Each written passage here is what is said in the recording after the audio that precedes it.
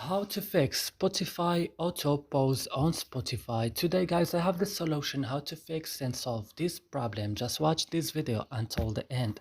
So let's start. So first you have to go and open the settings of your phone. Then when it's open, what you should do right now, just go to apps or applications, and here you will find all the application that you have on your phone. So what you should do, just search for Spotify, and when you found Spotify, just open it like this and go directly to storage. Then here on storage, what you should do right now, just go to clear data, then click OK, and you will back and click for stop and click OK. And then the last thing is going to Play Store and update, if not updated, your Spotify. And that's it guys. I hope this video is useful for you. Do not forget to like and subscribe in our channel, and see you in another video.